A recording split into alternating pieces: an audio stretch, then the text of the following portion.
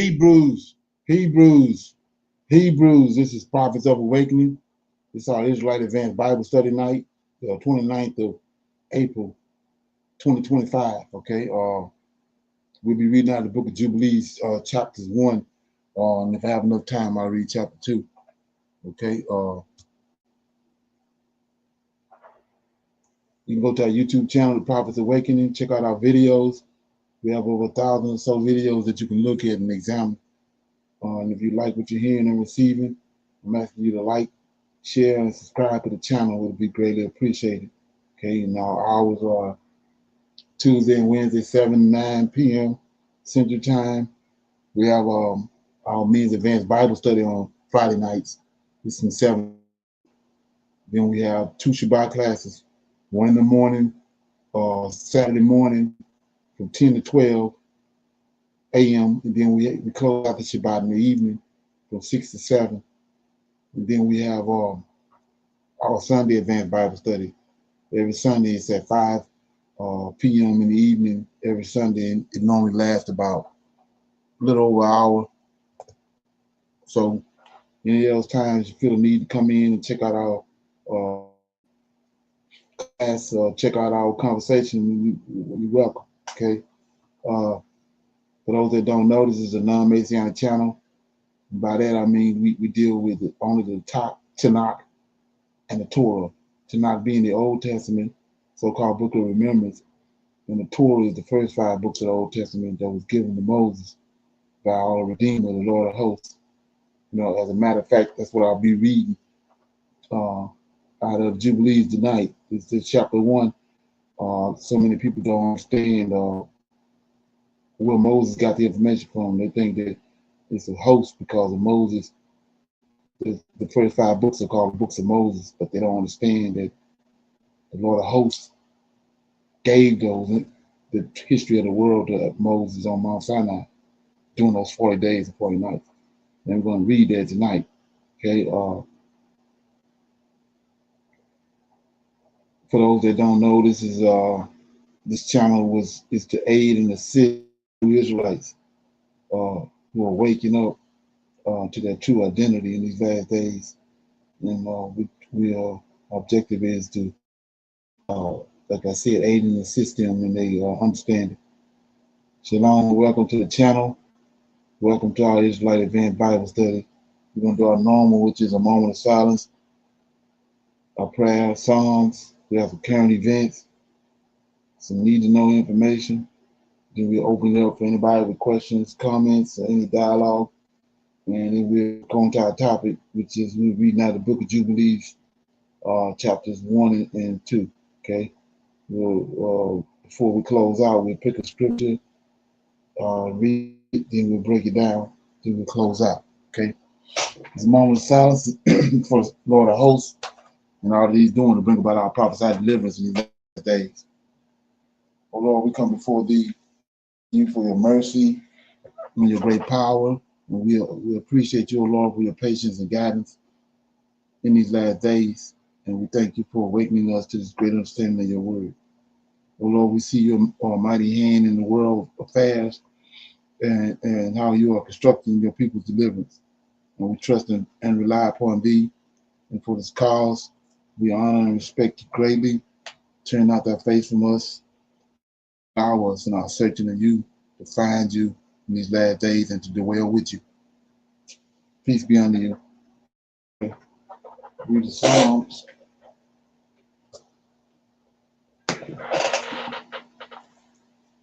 Okay. I'll read Psalm 40:39. A prayer for self-understanding is the Psalm of David. I said, I will take heed to my ways, that I sin not with my tongue, and I will keep my mouth with a bridle while the wicked is before me. I was dumb with silence. I held my peace, even from good, and my sorrows were stirred. My heart was hot within me, while I was musing, the fire burned. Then spake I with my tongue, Lord, make me to know mine end, and the measure of my days, what it is, that I may know how frail I am. And behold, thou hast made my days as a handbreadth, and mine age is as nothing for thee. Verily, every man at his best state is altogether vanity. Selah, surely every man walketh in a vain show. Surely they are disquieted in vain. He heapeth up riches and knoweth not who shall gather them. And now, Lord, or what wait I for? My hope is in thee. Deliver me from all my transgressions. Make me not the reproach of the foolish. I was dumb. I opened not my mouth because thou didst it. Remove thy stroke away from me. I am consumed by the blow of thy hand. When thou was when thou with rebuke doth man for iniquity, that maketh his beauty to consume away like a mouth. Surely every man is vanity. Selah. Hear my prayer, O Lord, and give ear unto my cry. Hold not thy peace at my tears, for I am a stranger with thee, and a sojourner, as all my fathers were. O spare me that I may uh, recover strength before I go hence and be no more. So first thing I'll deal with this verse 12. It says we see that Ezekiel said this, Abraham said it, they all say this. This is like Most High says, Lord of Hosts says he wants to deal with a man with of a contrite spirit and an humble spirit, right? And so he says right here, David says, hear my prayer, O Lord, give ear unto my cry, hold not thy peace at my tears, for I am a stranger with thee, right? And a sojourner. So talk about spirit that came from heaven down to the earth. He says, I'm a sojourner down here. You've been here forever. I'm just a sojourner, right? And a sojourner as all my fathers were, right? And like I said before, all the righteous ones said the same thing right here that David is saying, that they only, you know, I know nothing. I'm just a drop in the bucket. I'm a sojourner. Okay. And comments on that. So another verse I want to deal with was, let me get it.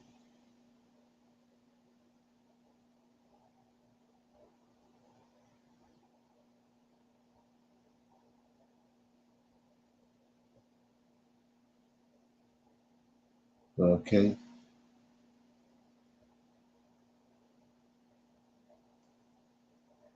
Yeah, this right here. So JC verse 9. That's where they get JC from. The JC character says, I was dumb and I opened not my mouth because thou did it. So he's saying, so supposedly JC didn't have nothing to say. He's like a sheep led to the slaughter. But we know he was talking out on the cross. Because they say that, this was prophesied to him right here, that he opened out his mouth, right? Okay. 10 says, remove thy stroke away from me. I am consumed by the blow of thy hand. So this David talking. And what he's talking about is what happened in his childhood, in his younger years, when he had Uriah killed because of Bathsheba, and then he laid with Bathsheba. And then that wasn't enough. He had Uriah, her husband, killed. So when he says he's consumed by the stroke of thy hand, his right hand. I was talking about that the other day. So the Most High put he said blood, a curse. You can pretty much say he put a curse in David's house. That blood's gonna always be in his house because of what he done. And that's what he's talking about right there. And then we see all through David's life, this drama will come up in his life, like with what his son done to his daughter, slept with her. Then Absalom killed his brother. Absalom laid with his concubines. All that was he talking about right here. And he says, uh, Let me get it. Remove thy stroke away from me. It's Psalm 39:10. Remove thy stroke away from me. I am consumed by the blow of thy hand. Let's talk about that. The most I put on him whenever he from what he had done to Uriah. Any comments on Psalm 39? Anybody got anything? Okay. We go to the current events. And join the conversation. I want us to talk about the head of the U.S. Africa Command, General Michael's response to the senator's question. Watch this clip. We'll come back and discuss. Talk about why we care about what's happening in Africa right now. I mean, what you tell the American taxpayer? Why are we there? Why are we spending the money we're spending there? Thanks for the question, Senator. For access and influence, I say that a number of countries are at the tipping point of actually being captured by the Russian Federation, as they are spreading some of their false narratives across Libya. And from a strategic answer piece, access and influence across the whole Maghreb, that is NATO's southern flank. We need to be able to maintain access and influence across the Maghreb from Morocco all the way to Libya. The PRC and Russia are also remaining exploitative where possible and coercive when necessary. They want that ground. They want power projection capabilities. So for the most part, the rest of the continent is also for mining concessions, whether it be gold or rare earth minerals. Both of them have a long-range plan, but I think at the accelerated pace, the Russian Federation is really trying to take over Central Africa as well as the Sahel. The first thing the general said was that they need, by they I mean the US need, access and influence in Africa. That is why they are moving the way they're moving. And the second thing that he mentions is, of course, Russia and their influence. The third thing he mentions is also China, even though it's more in passing. This time around, the focus was not China, but Russia. But you know, they like to mention them one or the other. They're going to be mentioned if Africa is getting mentioned by any US official or diplomat, especially those that are the top diplomats that want to win over Africans. But I highly suspect it's a little too late, and we're very happy about that. We're grateful that there's awareness right now, but that's another point, another conversation. For now, I want us to focus on what the general's answer was. First thing, as I said, he mentioned access and influence, which at least we can give him this. He's being honest and truthful. They do want to influence us. They do want to have more access to our land. And that is what the basically fight has been about. It's like proxy war. There are so many proxy wars in Africa, and it's so sad. These nations are trying to show us who is the bigger person, who can change our minds, or who can get more of a partnership with us. But actually, I'll take that back. Not partnership. Partnership would have been great. That's not what has been happening thus far. It's neo-colonization, and that is why we're saying no to Western influence, Western troops, and Western ideology. Until now, it hasn't served us, and we don't believe that it's going to serve us in the future. If you haven't done it before, we don't think that you're going to change. If anything, you've shown us your true colors. Now, going forward, we no longer need to deal with you in that way. Okay. Any comments on that? It sounds like to me it's building up to Ezekiel 37, Ezekiel 38. Anybody got any comments, question? No, sir. No, sir. Shalom, Brother Leonard. What is that you just said about it's leading up to? Ezekiel 38. We can go there. Oh, okay. Okay. So we already know they already came. They came over there to West Africa a long time ago, and then they divided Africa up, the European, the Gentile. That's who he is. So you go to Ezekiel 38, and it says, let me get it.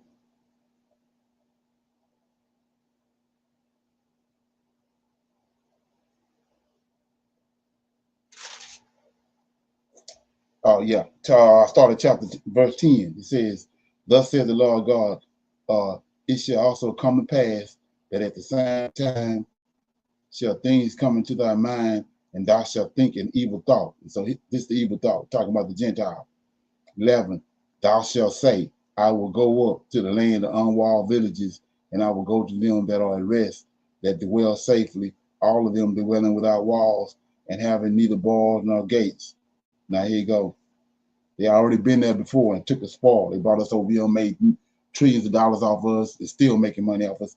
And now they're coming back there again. Like I was talking about the other day, that they're going to another Berlin conference.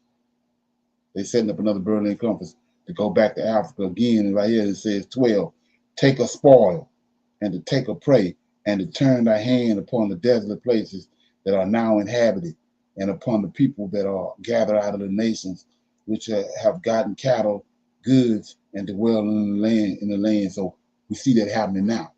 We're starting to regather our stuff. We see them building back up to they back over there again to try to do the same thing again, but it's not gonna work. And that's what I mean. Me looking at that and looking at understanding the Tanakh and looking at what's happening today, you can see it's unfolding. And the way chapter 38 starts out is the word of the Lord came unto me, right? Talking to Ezekiel, son of man, set thy face against God and the land of Magog, right? That's, like I said, the Gentiles. You go to chapter 10 to the table of nations, and these are Gentiles, God, Magog, and then the chief prince of Meshach, Tubal, Cain's lineage, and prophesy against them. And 3, and say, thus says the Lord God, behold, I am against thee, O God, chief prince of Meshach and Tubal.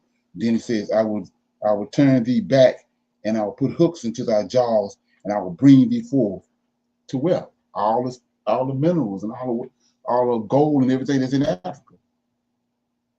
You done brought them back there. They back there again. See that? And then it says, I'll bring thee forth and thine army, horses and horsemen. That's what's over there. Armies.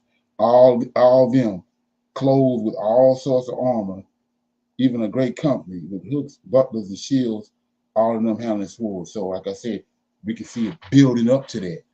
It's already started. Ain't nowhere Shalom. else. Ain't nowhere else. Minerals and all the gold and all the wealth of the world is in Africa now. They didn't consume everything else just about. Okay. Somebody had something? Shalom. Yes, sir. Whenever Africa speaks about the West, they're including Europe, right? Right. United States and Europe.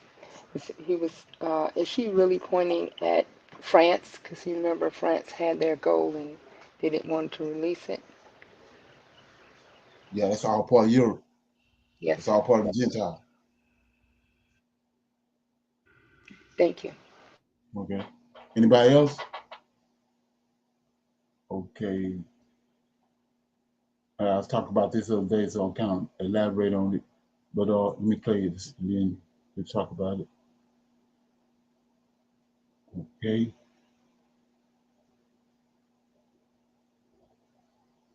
Yesterday, a massive blackout struck Europe, causing millions of people to run in panic.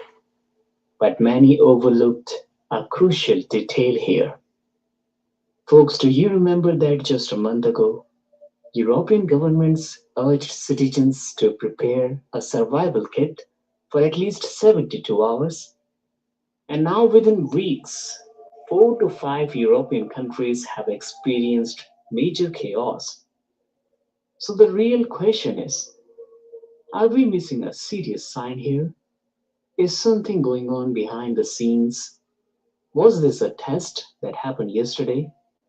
And is there a conspiracy behind this massive simultaneous disruption? Folks, this is not just a coincidence at all. A continent wide blackout, millions in darkness, airports paralyzed, emergency services overwhelmed, and yet only a few weeks before, European governments were urging their citizens to stock up on food, water, batteries, and radios. Do you think why? What did they know? Let's pause for a moment and connect the dots. 4 to 5 countries affected by technical failures simultaneously. Communications disrupted, power grids compromised. But the official explanations? Wage. A technical issue, a grid imbalance, or a cyber anomaly, or something caused by unknown rare phenomenon. These aren't answers, folks. They are distractions. And we have to ask, was this a stress test of the system or of the people? Because here's the truth that most won't say out loud. Survival kits are not standard public advice unless there is a reason. Governments don't prepare citizens for 72-hour isolation just because. What if this blackout was a test, a dry run to see how people react in the absence of power, communication, and leadership? Who panics? Who organizes? And who trusts the systems? And who questions it? Folks, currently we don't have answer about this incident and why it took place. But folks, this is a major and more than just a power outrage. It's a warning and a wake-up call too. Whether it's a test, an accident, or glimpse of what is coming, we cannot afford to ignore the pattern. Preparedness is no longer paranoid, it is essential. Awareness is no longer optional, it is our survival. Okay. I don't know if anybody know about it, but they got blackouts all over Europe right now as we speak. Like he was saying, it's over at least 5 countries that's in blackout mode. And like he said earlier, a couple of weeks ago, they was urging everybody to get survival kits and all that for because so like he said, it's not a coincidence that they told them to get 72-hour preparedness, and then all of a sudden now Europe got blackouts all over the place. Anybody know anything about that? Shalom. Yes, sir. I saw a few clips about it.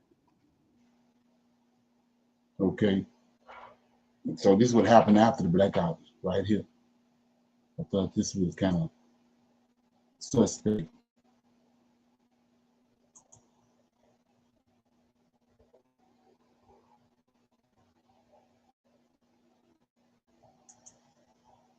PM, Europe went dark. Not a flicker, not a warning, just silence. Spain, Portugal, parts of France and beyond, all paralysed in an instant. Trains ground to a halt. Fuel pumps went silent. Payments ceased to function. Millions of people were trapped in a modern paralysis, forced to confront a question they never thought they need to ask. What happens when the screen goes blank? An entire digital society was forced to realize just how vulnerable the always-on economy really is. The hum of modern life switched off, all of it in a blink. And here's a curious little footnote. Just 4 weeks before this unexpected event, the EU quietly asked its citizens to prepare 72-hour survival kits. How timely. Now, if you believe in coincidence, feel free to just click onto the next video. But if you're starting to feel like you're not being told the full story, well, welcome. We've been expecting you.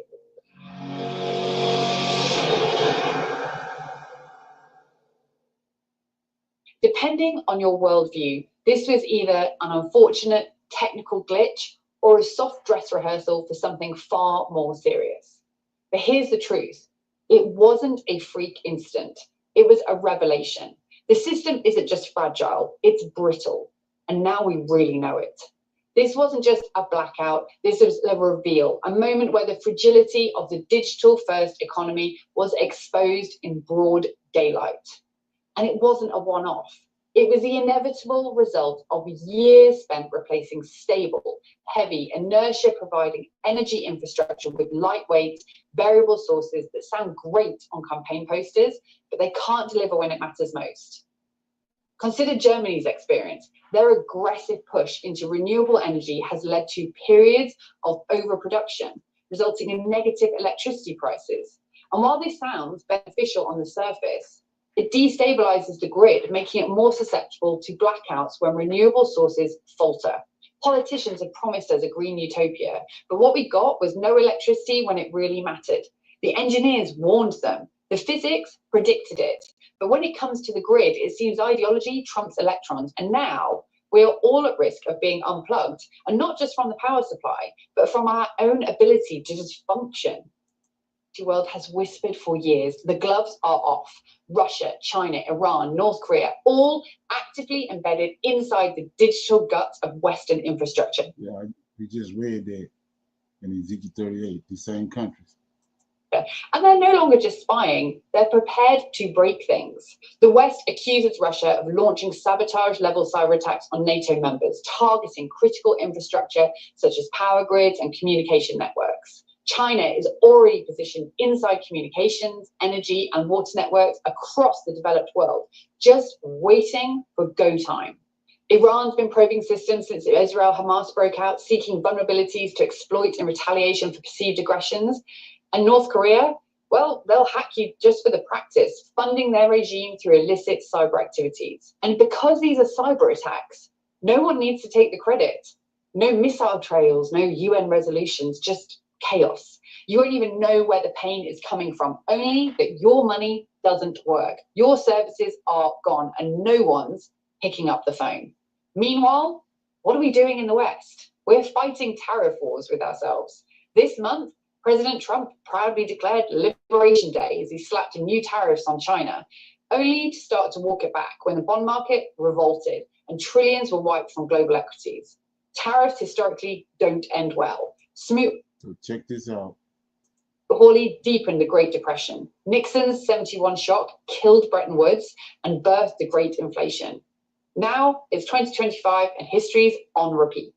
Because this isn't just a blackout risk or a cyber risk. This is a trust collapse, political, monetary, institutional. The FT even has a new word for it, panican, someone who overreacts in a weak and stupid way. But if the markets are panicking, it's not because they're stupid, it's because they have seen what's coming. That's why central banks who rarely tweet and really aren't supposed to panic are buying gold like their credibility depends on it. There we go. This isn't diversification, it's desertion, a controlled exit from a system they no longer trust long before the public catches on. This isn't just a gold rush, it's a central bank rebellion against fiat dilution, against political interference, against vulnerability. Esau. They're building monetary bunkers. Esau, right? These bankers. Okay.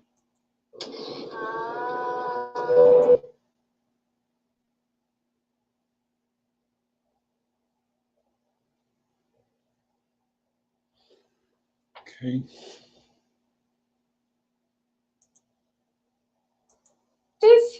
They're still refreshing the charts. But here's the thing about physical gold and silver. They don't blink. They don't glitch. They don't rely on servers or supply chains or solvency. They don't care about your internet connection. They just exist outside the system. And that's why we say it's time to secure the core of your wealth. Because if the next cyber attack disables your bank account, do you have anything left that's truly yours? If your broker gets hacked or your payment processor goes offline, what do? If the lights go out again, not for 5 hours, but for 5 days, what have you actually got that's going to survive? Consider the situation in Venezuela where hyperinflation and economic collapse rendered the local currency worthless. Those who held physical gold and silver were able to weather the storm. They preserved their wealth and purchasing power, while others lost everything.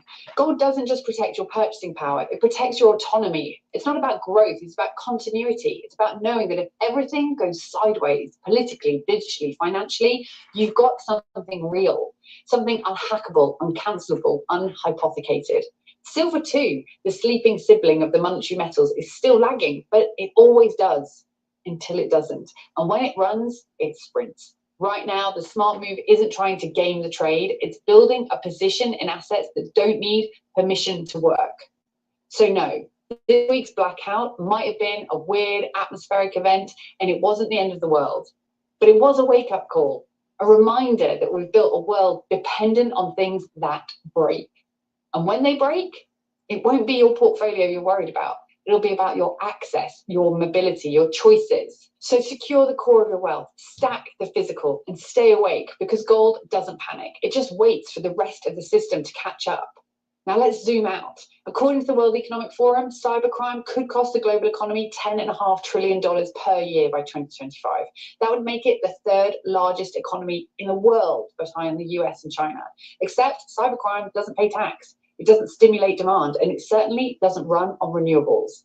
And the WEF isn't worried about small-time hackers. They're worried about AI-powered, mutating systemic viruses, the kind that could hijack infrastructure, transportation, healthcare, banking. Imagine a scenario where a sophisticated AI virus targets the global financial system, causing widespread chaos and disrupting the flow of capital around, hoping that the lights will just stay on. It's quietly moving into those assets that don't need electricity, that don't need data or centralized trust to function. Events in the gold market, they're not just about finding a hedge. They're about a shift, a repositioning, a desertion. And while retail investors are still checking those charts, hoping for a dip, the central banks are stacking physical metal like their lives depend on it. Because maybe they do. Gold. Okay.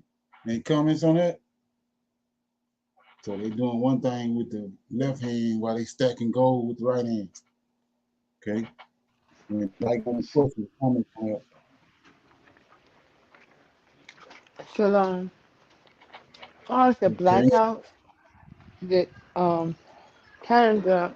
Trump backed down off of Canada with the tariffs of raising it more because they were threatened to take out the electricity in certain parts that they can. Do you think that's why he stopped with the tariffs on Canada? No, it don't have nothing to do with blackout. It was backfiring on the American market. That's the reason why he had to cut back. It was more detrimental to the U.S. interest than it was to he thought it was going to affect the global economy, but it affected America, so he had to back off of it. Okay, these right here, these black houses, the powers that be, they got a bigger agenda. They behind the blackouts. Okay, anybody else? Okay, so right here, I thought this was interesting. Some need to know information. Now today's gonna be a quick video, just sharing my thoughts. I was just sitting back thinking earlier today, and then it just hit me. Yeah. Like I said, Ezekiel 38. So right here, this guy Langley, this 4-star general in the U.S., they got come to find out they got like a cyber network. They got those 3 countries, Niger, Burkina Faso, and Mali, surrounded. Right. Sound like the AES is currently under siege, right? The AES is currently being surrounded, right? And we're going to talk about that in today's video. So now, earlier this week, I dropped a video talking about how there was a failed attack on the government of Ibrahim Traore. They tried to overthrow the government, and it was a level 4 travel advisory put out against the country. And I spoke about how the security minister, the minister of security of Burkina Faso, came out and said that the individuals who are behind the attack, they've been taking refuge in Ivory Coast, right? Under the nose of the government in Ivory Coast, under the nose of the law enforcement in Ivory Coast. And of course, we spoke about the recent comments that were made by American General Michael Langley when he was testifying to Chairman Wicker at the U.S. Armed Services Committee where he actually accused Ibrahim Traore of engaging in corruption, right? Alleging that he's taken the natural resources, he's taken the gold in order to protect his regime. And then, of course, we saw General Michael Langley travel to Ivory Coast a few days after the failed overthrow attempt against the government of Ibrahim Traore. And then we spoke about the connection between the government of Ivory Coast and the United States. But it actually hit me, right? General Michael Langley has actually been putting in a lot of work as of recently, right? On the low key, under the cover of darkness, we haven't been paying attention, but General Michael Langley has actually been building a wall around the AES. And I'm gonna explain to you what I mean in today's video. Now, of course, ever since the three regimes in the Sahel came to power, there's been a big geopolitical shakeup in the region. First, it started with one country. First, it was Mali. Then it was Burkina Faso. Then it was Niger, right? It started with one country. Then it became a whole block. Now, at first, the United States wasn't really worried when it came to Mali. It was really France that was stressed out. It was France that was panicking, right? And then when Burkina Faso, when the regime change happened in that country, the United States was watching, but they wasn't really worried. They wasn't really stressing, but France, meanwhile, France was panicking. France was scrambling. Then when Niger fell, that is when the United States, started hitting the panic button, because as you know, they had a $100 million drone base established in Niger. Unfortunately, they lost that drone base. They got kicked out the country. And that was when I believe that the United States became on high alert as they see that multiple regimes in the area began to fall. Now, in today's video, I'm going to show you how the United States has actually been making certain defensive moves to maintain their influence in the region. I'm going to show you how since late 2023, General Michael Langley has been making the rounds to all the nations that share a border with the AES, and he's been strengthening bilateral relations. He's been strengthening cooperation, right? In the last year and a half, General Michael Langley has taken trips to meet with the leadership in Benin, the leadership in Mauritania, the leadership in Algeria, the leadership in Togo, the leadership in Chad, and of course, Ivory Coast, right? All the nations that share a border with the AES, General Michael Langley has been making the rounds. Now, when it comes to African foreign policy, the United States and France have always worked hand in hand. It's always been that way, right? The United States and France have always coordinated, have always supported each other's operations, each other's agendas. They've always backed each other's foreign policy. United States and France, they're partners in crime, right? So when France is robbing the bank, the United States is the lookout. He's the getaway driver, right? They're partners in crime. They maintain a united front. So now, as you can see, over the past few years, France has suffered major setbacks and major losses in the region. They've been driven out the region. Their military has been kicked out the region. And France has always been seen as kind of like a local enforcer for Western interests in the region. So when France is being driven out the region, that by extension has an effect on United States foreign policy and U.S. influence in the region as well. So now we see the United States taking a more direct hands-on role because France obviously can't do the job, right? Now let's take a look at what I'm talking about. Take a look up on the screen. Back in May 2024, AFRICOM Commander General Michael Langley visits Benin to strengthen bilateral security partnerships. Now, Benin shares a direct border, I believe, with Burkina Faso and Niger, right? So they share a border with 2 out of 3 of the AES states, right on their southern borders.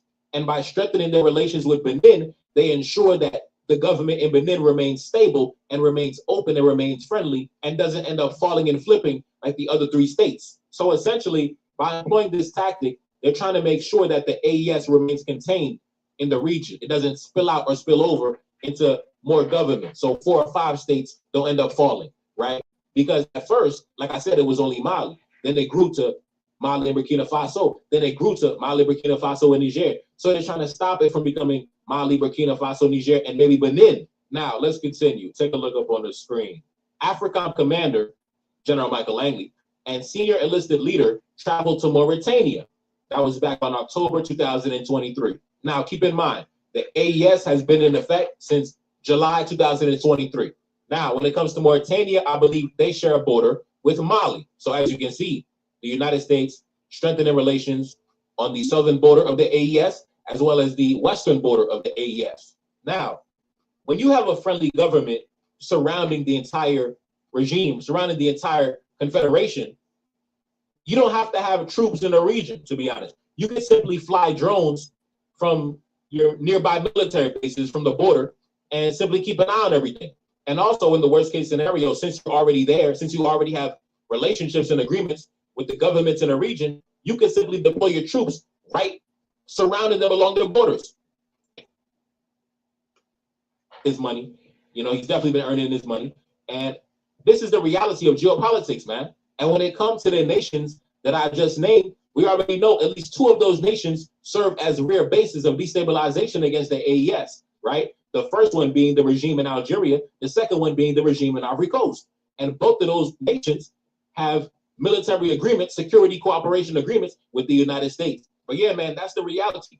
That's the reality of geopolitics. When they cannot control you directly, they don't walk away. They don't go away. No, they go to your neighbors, right? They sit across the street and they watch you from across the street, and they sit back and they watch, and they sit back and they wait, and they try to catch you slipping, right? They try to catch you off guard, right? Maybe try to sneak into your house while you're sleeping at night. That's the reality, man. Okay. So in comments so far. So as you can see, if you have paid any attention to these, the Mali, Burkina Faso, even all those other countries, Chad, they not walled up. They're unwalled. They're like unwalled villages. It's like the scriptures say, but this is the point I want to make. The reason I said it's the beginning reigns of Ezekiel 38, because right here, go back to Ezekiel 37, go back to Ezekiel 38, and it says,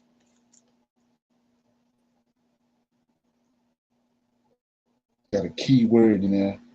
So it says, Ezekiel 38, verse 10, thus said the Lord God, it shall also come to pass that at the same time shall things come into thy mind, thou shalt think an evil thought, and thou shalt say, I will go up to the land of unwalled villages, right? I will go to them that are at rest, that dwell safely, all of them dwelling without walls, having neither walls nor gate, to take a spoil and to take a prey, and to turn their hand upon the desolate places. Now here you go, right here. The desolate places that are now inhabited. So as of right now, we ain't been regathered. But so we in the beginning reigns of it. We know that's Negro land. So it says to take a spoil, verse 12, to take a spoil and to take a prey, and to turn their hand upon the desert places that are now inhabited, and upon the people that are gathered out of the nations. So we at that point. We ain't been gathered yet, but all this already being set up. Okay. Like I said, they got their little agenda, end time agenda, but the Most High agenda is superseding it. You can start to see it happen. So he says, out of the nations which have gotten cattle, goods, and dwell in the midst of the land, Sheba, Dedan, and the merchants of Tarsus, with all the young lions thereof, shall say unto thee, or thou come to take a spoil, or as thou gather thy company to take a prey, to carry away silver and gold, to take away cattle and goods, and to take a great spoil. So check this out. Let's read it again. I'm gonna read it again. 13. Sheba, this is Ezekiel 38 and 13. Sheba and Dedan and the merchants of Tarsus with all the young lions. See that? Young lions, young bucks thereof shall say unto thee, or thou come to take a spoil, as thou gather thy company to take a prey, to carry away silver and gold, and to take away cattle and goods. So they saying that when they came in back in 1619, the young lions couldn't say nothing. The Most High had them neutralized. But now the young lions are saying, what you doing? So let's look at that.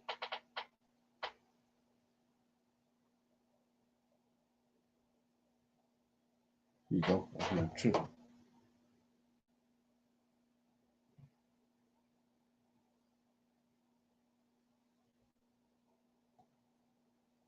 And global that want Captain Ibrahim Traore out of the picture.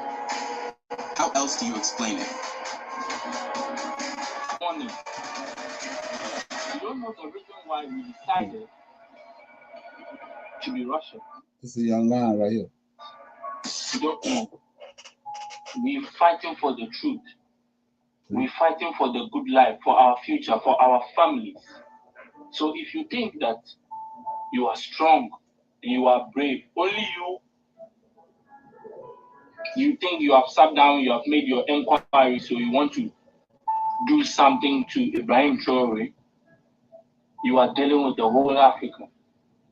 And especially, you are dealing with Russian military. You are dealing with us, the Africans in the Russian military. I'm not afraid. That's why I'm doing this video. Try to tell you that if you want to do something, check it out. Think twice. Any country, I repeat myself, any country who tries again to try to blackmail any African country. Okay. I'll forget to ask what distinguishes. Okay.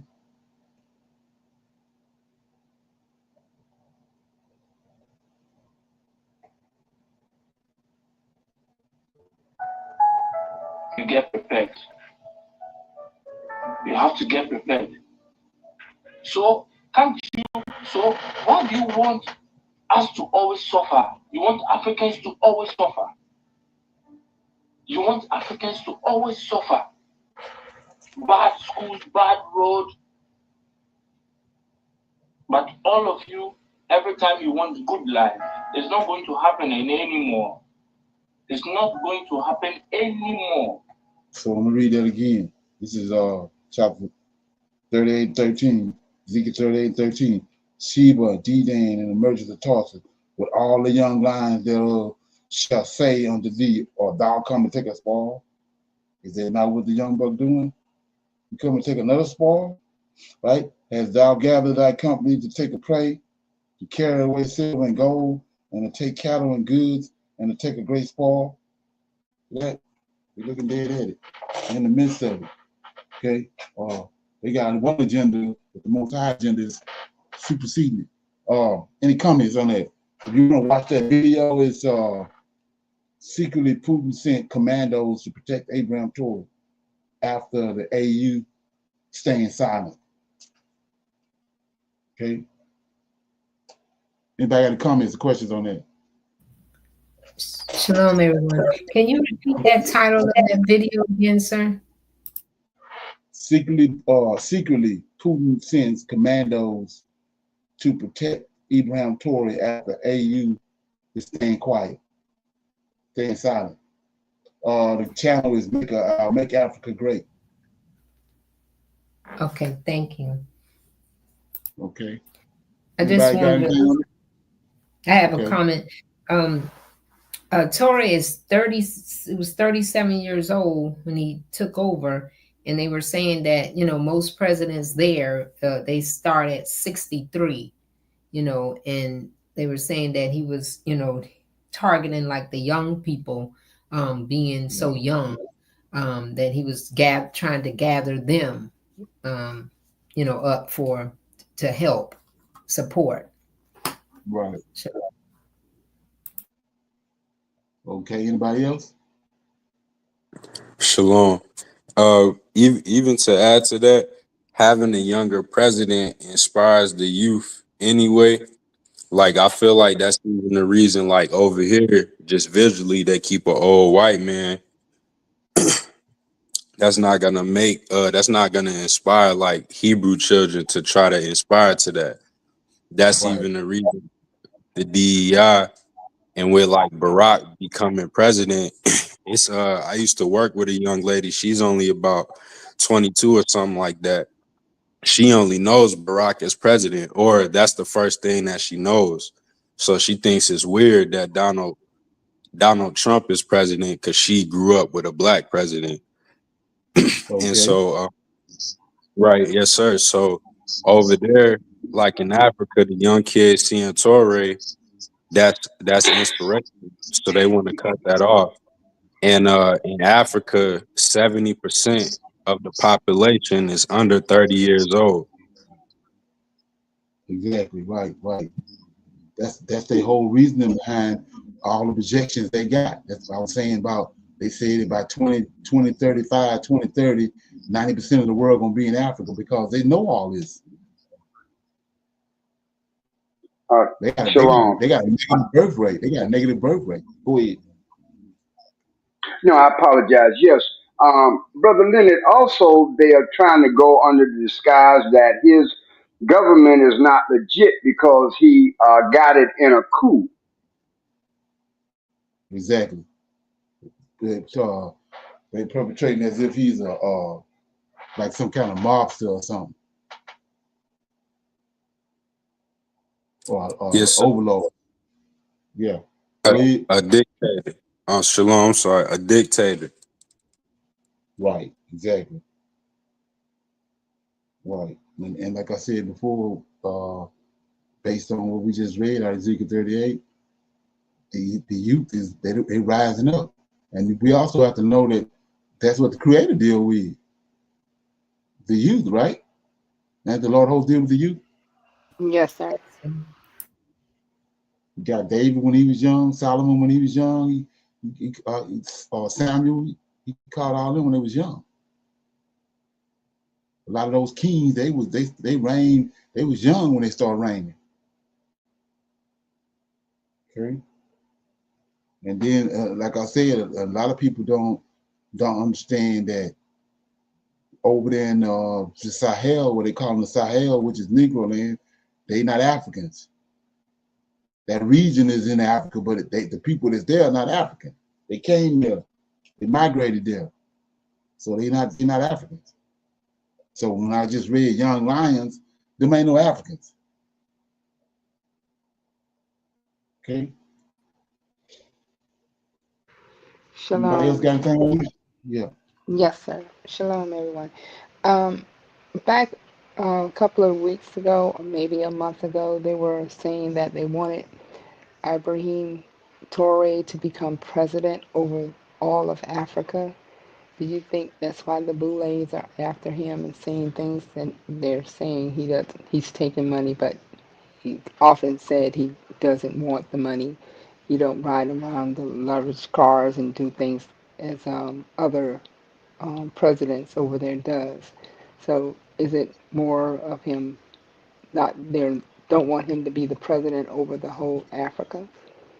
They were saying that he should be one. Well, I think me myself is bigger than that. It's you go back to the CIA and Hoover when this whole reason the CIA was put together was they call it the rise of the Black Messiah, Black man. When you understand us as Israelites and who we are really are, it's always from amongst us. He raised up a male that we gravitated to, and they inspired us. So every time one came up, they killed it. So that's all that's happening now. It's just that this one is over in Africa, and then because of technology, it's like all one place. Just like we know about him over here, and they know about him over there. It's like technology that made it simple. So that's all you're looking at is another man being raised up from among us, melanated people, and they never wanted that because everybody gonna gravitate to him, and that's what they don't want because we ain't listening to them. If that happens, whether it's Tory or anybody else, when that person do show his face and rise up, the people in America ain't listening to the no council in America. They're gonna be listening to that whoever that person is. And now with, like I said, with technology, they're gonna get out of here if the opportunity presents itself. They know that, and that's why I said you looking at the beginning rings of the Ezekiel 38 and end time prophecies. It's going 100 miles an hour. Okay. Shalom. I just want to add one thought that I had. Just like when the children of the giants wanted to build build that tower back into heaven to get their people there, and they were not able to. And here in the U.S., when we built up this trillion-dollar deficits that's is really going to zillion-dollar deficit. Then they look for other resources, in which they've always looked at Africa because they knew the resources were there.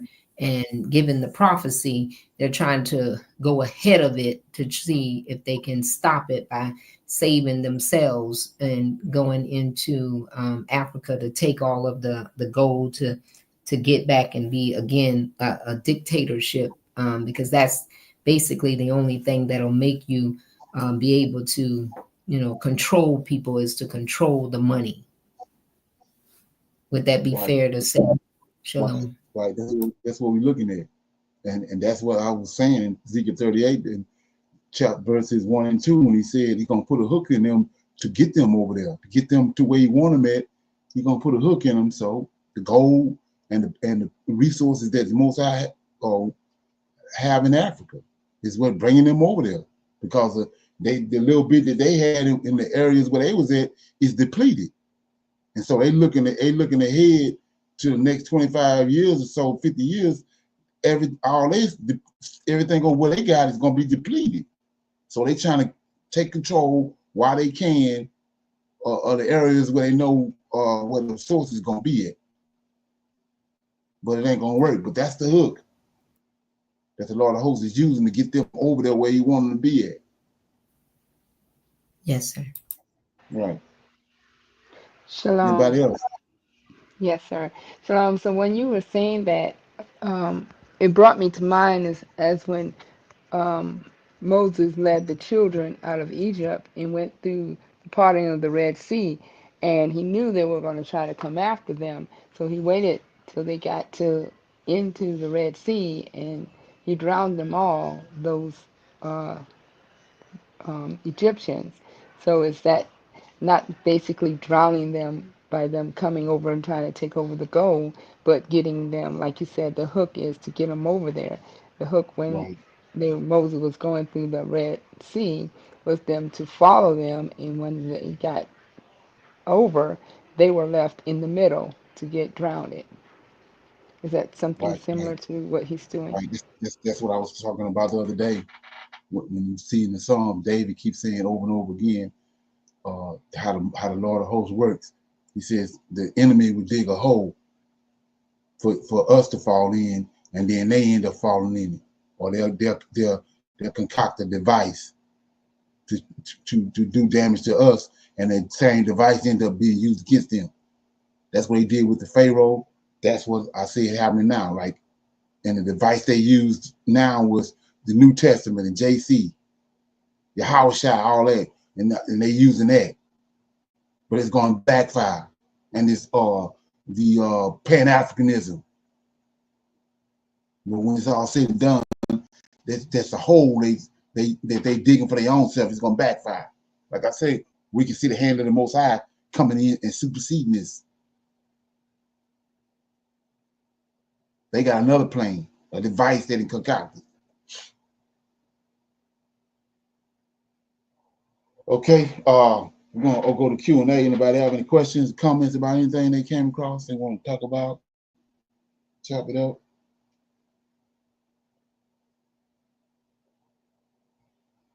Okay, and play this right here. Then I'll start reading out of Jubilees chapter 1. Let me see what I need to do. Okay, I'm gonna play this first. It's tied to what I was just talking about. I'm gonna play a little bit of from every corner of the young lion. So these people, it's happening here and over there. I talked about it Saturday. They got a protest for tomorrow. Motherland and the diaspora will converge in unprecedented numbers, their voices united in a thunderous roar of solidarity for Burkina Faso's revolutionary leader.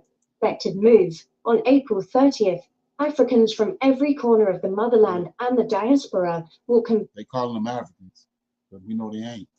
Converge in unprecedented numbers, their voices united in a thunderous roar of solidarity for Burkina Faso's revolutionary leader, Captain Ibrahim Traoré. This is no ordinary protest. This is a Pan-African uprising, the likes of which we have not witnessed in decades, sparked by a brazen assassination attempt on Traoré and inflammatory threats from US General Michael Langley, head of AFRICOM. The accusations that Traoré is misusing Burkina Faso's gold to fund his military have only fanned the flames of African rage, exposing the West's desperation to control our resources and the cowardice of corrupt African leaders who tremble in the face of this awakening.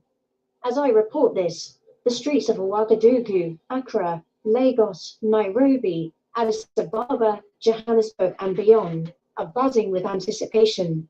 From the bustling markets of Dakar to the diaspora hubs in London, Paris, and New York, Africans are organizing, mobilizing, and preparing to make history. These protests are not just a defense of Captain Traoré. They are a clarion call to African leaders to emulate his courage, reject foreign domination, and prioritize their people. So let's look at that. I always talk about this. The Assyrian army came to the gates of Jerusalem. Overwhelming force. The Syrian army is the biggest army ever. So they came to the gates of Jerusalem. They're annihilated. And like I said, the guy told them, we're going to party in our tents, and then in the morning we're going to come and tear this place up. At night, the Lord of hosts came, wiped all of them out. Like I said, this is what got to happen right here, because this is a setup. Like I said, they've been wanting us, they've been trying to get us out in the streets. So here it is. These niggas come in the streets. In America, they said the diaspora, which is over here and over there. Tomorrow, it starts. So we know what they got. We saw what they done to Saddam Hussein with their military might. We saw what they done to Gaddafi. If it ain't cut off, you know what I'm saying? They want to put on what they call that shock and awe, like they did to Saddam Hussein. That's what they want to do to these three countries, Niger, Burkina Faso, and Mali. They want to wipe it out, just like they did that, like they did Wall Street. They dropped bombs on Wall Street. So Yahweh has to come in, because this is what they want. They want niggas to come in the streets. That's what they're doing. Start tomorrow. And we'll see how it play out. Any comments on that? This video right here I was just playing is the channel is One World News. It's Tory assassination plot sparks Africa wide protest on April 30th. That's tomorrow. Okay. So and like I said before, this is the people when they came out of Egypt. They saw the giants had kings over them. So after all the Lord was done, when they got to Jerusalem, got to Israel, they wanted a king over them. Right here, same thing. They want Pan-Africanism. They ain't calling on the Lord of hosts. They think Pan-Africanism gonna free them. Let that ferment. So anyway, nobody else have any more questions. I'm gonna read out of Jasher chapter 1. If I have enough time, I'll read it too. But my point of reading this is I was listening to a couple of videos, different videos where I see a lot of these different brothers are saying that they discredit the fact that the Tanakh, and they call it's called the books of Moses, right? So in the books of Moses, which is one of them is Genesis, right? And Genesis is telling you in the beginning, the time, how everything was set off. So they saying, how can Moses know that?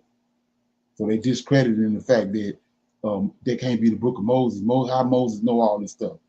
Well, we're gonna read it right here. And so, like I said before, you can get it or you don't have to get it. It's on you. But anyway, I'm in chapter 1 of Genesis, Jubilees. This is how Moses got it right here. It says, I'll read the little introduction first. It says, this is the history of how the days were divided, and of the days of the law, and of the testimony, of the events of the years, and the weeks, the years, and the jubilees throughout all the years of the world. As the Lord, that nobody seems to know, the Lord of hosts spoke to Moses on Mount Sinai when he went up to receive the tablets of the law and the commandments, according to the voice of God, when he said unto him, go up to the top of Mount Sinai. So this, the Lord of hosts, the right hand, was on the right hand side of the Father. They got you JC there. He was there in the very beginning. Yahweh sent him down. He came down on Mount Sinai and he gave Moses all the things that happened in the world up until his time on Mount Sinai. That's how Moses got it. It wasn't Eliel and it wasn't Enki. Okay, so let's look at it. Chapter 1 says, it happened in the first year of the Exodus, right? This is when Moses lived. It happened in the first year of the Exodus, the children of Israel, when the Exodus of the children of Israel out of Egypt, in the third month, on the 16th day of the month, that God spoke to Moses. We know this is the Lord of hosts. God spoke to Moses saying, come up to me on the mountain, and I will give you 2 tablets of stone of the law of the commandments which I have written, that ye may teach them. Moses went up into the mountain of God, and the glory of the Lord rested on Mount Sinai, and a cloud overshadowed it 6 days, right? He called to Moses on the 7th day out of the middle of the cloud, and the appearance of the glory of the Lord was like a flame on top of the mountain. Moses was on the mountain 40 days and 40 nights, and God taught him the earlier and the latter history of the division of all the days of the law of testimony. That's how he got it. Okay. 5, he said, open your heart to every word which I shall speak unto you on this mountain. Write them in a book, not the King James, the book of Enoch that's been discredited. Write them in a book in order that their generations may see how I have forsaken them. I have not forsaken them for all the evil which they have committed when they transgressed the covenant which I established between me and you for their generation this day on Mount Sinai. Say 6. It will come to pass when all these things come on them that they will recognize that I am more righteous than they in all their judgments and in all their actions, and they will recognize that I have truly been with them. Write all these words for yourself. Talking to Moses. Lord of hosts told Moses, write all these words for yourself, which I speak to you today, for I know their rebellion and their stubbornness. Right? Before I brought them into the land of which I swore to their fathers, to Abraham and to Isaac and to Jacob, saying, unto you, to your offsprings, will I give this land flowing with milk and honey. And they will eat, be satisfied, and they will turn to strange gods. Enlil and Enki and Thought, JC, okay, he says they will eat and be satisfied, and they will turn to strange gods, the gods that cannot deliver them from any of their tribulations, and this witness shall be heard for a witness against them. So what he's saying is, right today, we've been over 2,500 years, we ain't got delivered. That's a sign. Whatever God you're dealing with, we ain't got delivered. It's a false God. So he says, they will eat, be satisfied, and they will turn to strange gods, to gods that cannot deliver them. We've been over here. We've been out of Israel for 2,500 years. Been over here 400. We ain't been delivered. That's a sign. You're dealing with the wrong God. To gods that cannot deliver them from any of their tribulations. Any of their tribulations. And this witness shall be heard for a witness against them. And they will forget all my commandments, even all that I command them, and they will walk in the ways of the Gentiles. So like I said before, it's not hard to figure this out. The French, NATO, America, Washington, D.C., that's the Gentiles. And after their uncleanliness and after that shame, and will serve their gods, right? These will prove to be to them an offense and a tribulation and a sickness and a trap, like I said before. I was telling you about it, a trap, devices. And David said that all the traps they set up, they end up, the Lord of hosts comes and deliver the righteous. And he put the wicked in the same trap that he set up. That's what we're in the midst of now, a trap, a booby trap, an ambush.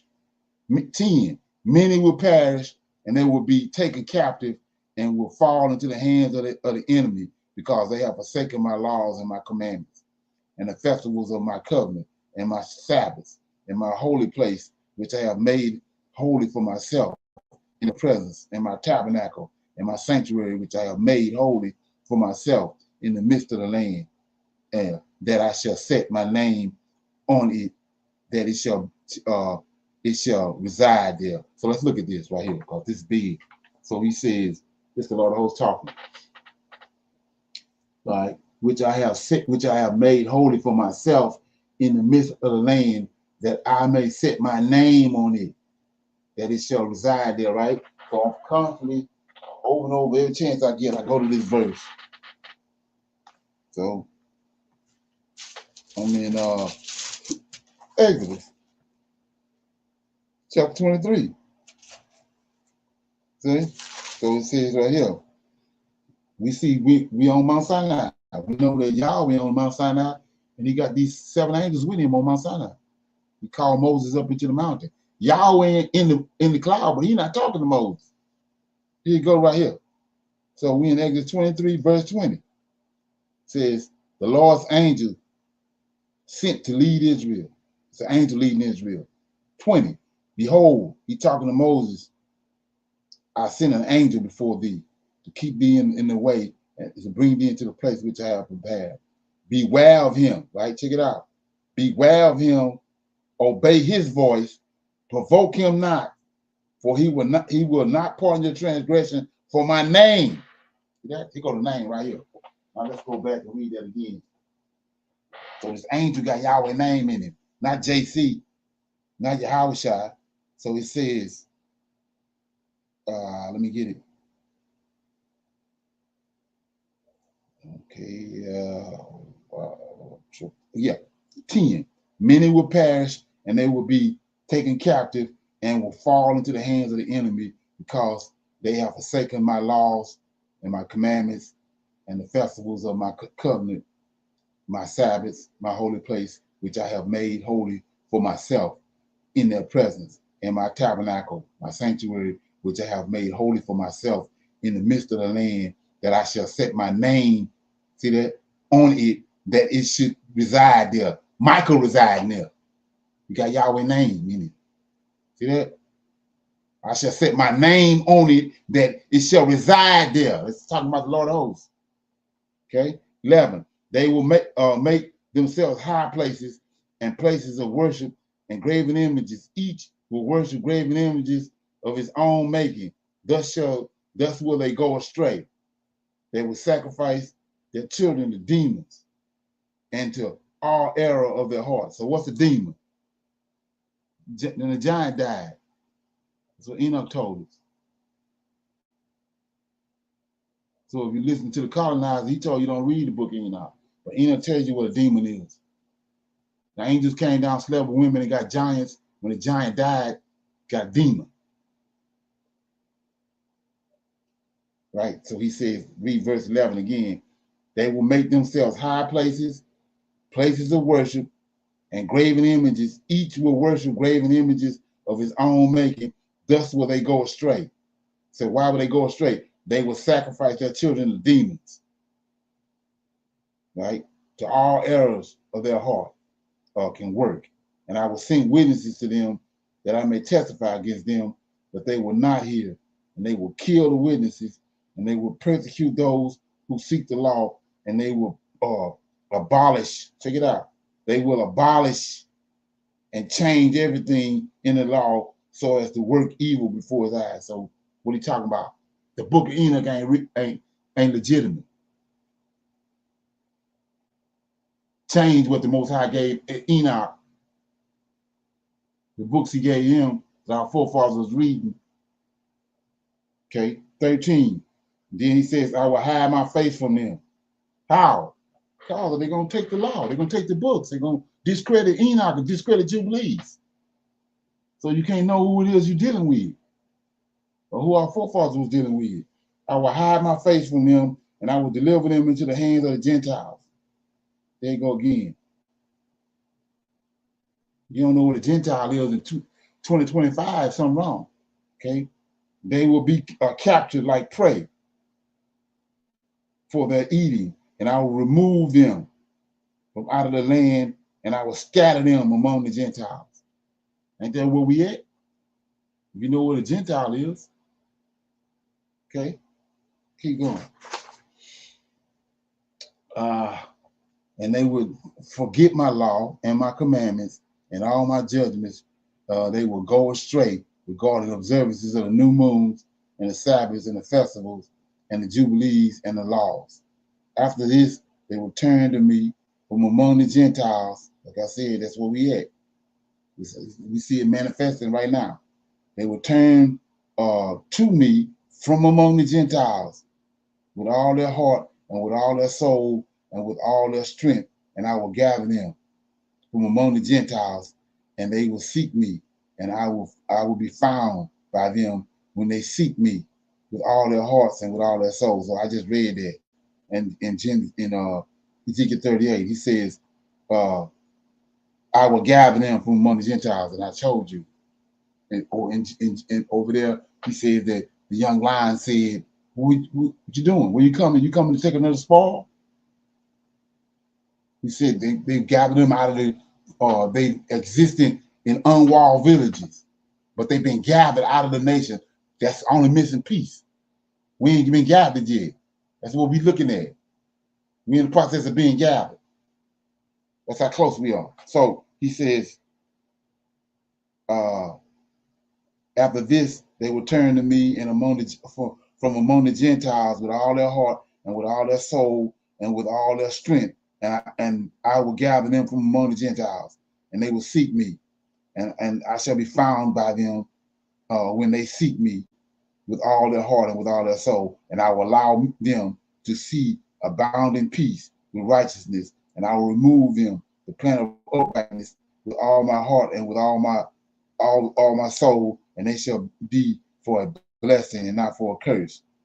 And they shall be a head and not the tail. And I will build my sanctuary among them, and I will dwell with them, and I will be their God, and they shall be my people in truth and in righteousness. And I will not forsake them nor fail them, for I am the Lord their God. Moses fell on his face and prayed and said, O Lord my God, do not forsake your people and your inheritance, so that they should wander in the error of their hearts, and do not deliver them into the hands of their enemies, the Gentiles, so that they should rule over them and cause them to sin against you. So if you got any book that a Gentile inspired, it ain't come from Yahweh. Okay? Let that be known. He says, let your mercy, O Lord, be lifted up on your people, and create in them an upright spirit, and let not the spirit of Belial rule over them, to accuse them before you, and to ensnare them from all the paths of righteousness, so that they may perish from before your face. But they are your people and your inheritance, which you have delivered with your great power from the hands of the Egyptians. Okay? Creating them a clean heart and a Holy Spirit, and let them not be ensnared in their sins from now on until eternity. The Lord said to Moses, I know their contrariness and their thoughts and their stubbornness, and they will not be obedient until they confess their own sins and the sins of their fathers. After this, they will turn to me in all uprightness and with all their heart and with all their soul, and I will circumcise the foreskin of their heart and the foreskin of their heart of their offspring, and I will create in them a Holy Spirit, and I will cleanse them, so that they shall not turn away from me from that day till eternity, and their souls will cling to me, and all my commandments, and they will fulfill my commandments, and I will be their father, and they shall be my children. They all shall be called the children of the living God, and every angel and every spirit shall know, yes, they shall know that these are my children, and that I am their father in uprightness and in righteousness, and that I love them. I read 25 again.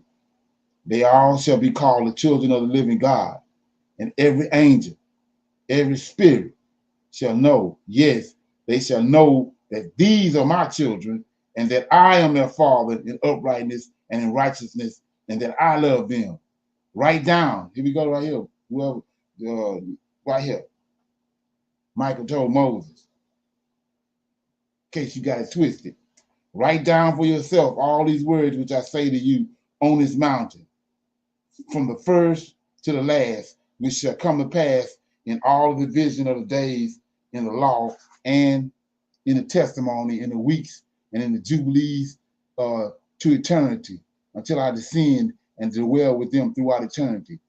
He said to the angel of the presence of the Lord, write for Moses. See that? Write for Moses from the beginning of the creation until my sanctuary has been built among them. So there go your answer right there. You want to know how Moses got it and why they call the books of Moses? And the Lord will appear to the eyes of all, and all shall know that I am the God of Israel and the father of the children of Jacob, the king on Mount Sinai, on Mount Zion for all eternity, and Zion and Jerusalem shall be holy. The angel of the presence of the Lord who went before the camp. Here we go. The angel of the presence of the Lord who went before the camp of Israel took the tables of the division of years written from the time of creation concerning the law and the testimony of the weeks of jubilees, according to the individual years, according to the number of the jubilees, from the day of the new creation, when the heavens and the earth shall be renewed, and all their creation according to the powers of heaven, and according to all the creation of the earth, until the sanctuary of the Lord shall be made in Jerusalem on Mount Zion, and all the stars and the plants be renewed for healing, peace, blessings for all the elect of Israel, and that this is the way it may be from that day until all the days of the earth. So that was Jubilees chapter 1, and what I was doing was explaining how we get the 35 books of the Old Testament and why they call the books of Moses. Anybody got any questions or comments on that?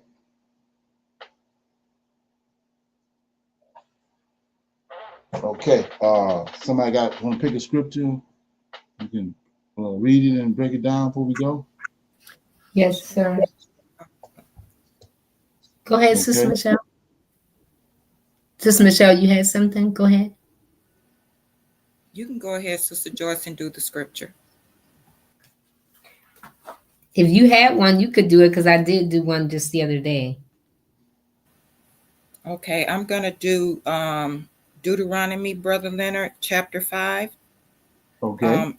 Verses 22 through 27. Verse 22, these words of the Lord spake unto all your assembly in the mount out of the midst of the fire, of the cloud, and of the thick darkness, with a great voice. And he added no more.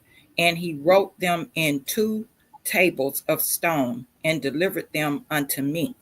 And it came to pass, when ye heard the voice out of the midst of the darkness, for the mountain did burn with fire, that ye came near unto me, even all the heads of your tribes and your elders. 24, and ye said, behold, the Lord our God hath showed us his glory and his greatness, and we have heard his voice out of the midst of the fire.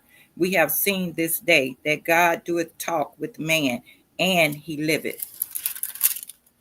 Verse 25, now therefore, why should we die? For this great fire will consume us. If we hear the voice of the Lord our God anymore, then we shall die. For who is there of all flesh that had heard the voice of the living God speaking out of the midst of the fire, as we have, and lived? 27, go thou near and hear all that the Lord our God shall say. and speak thou unto us all that the Lord our God shall speak unto thee, and we will hear it and do it. Got a comment on that? Yes, sir, a little bit. I just thought about that Deuteronomy chapter 5 as you were reading Jubilees chapter 1, speaking of a living God. So this is another witness to we serve a living God. Exactly, and we know that it's the angel of the Lord that he was speaking to, and that's going over so many people's head because they didn't tricked it off, the understanding that the Creator got a strong one that's doing all this beating for him, because like he just read, you can't speak to Yahweh and live. So whoever it is that was speaking to Israel right there, they lived. They weren't consumed. Okay. Yes, sir. Anybody else got anything else before we go? No, sir. Okay, so that's good. I'll see everybody tomorrow for our reading through the Tanakh. I want to say shalom, shalom, and another shalom. I'll see everybody, like I said, tomorrow at 7. Shalom, Shalom, everyone. everyone. All right. Shalom.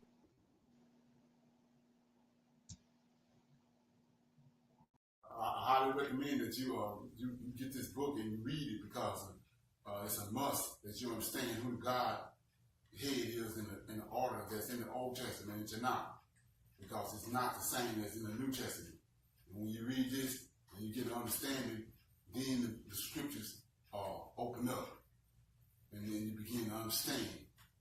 So I highly recommend that you get this book. It's the Elohim of Israel.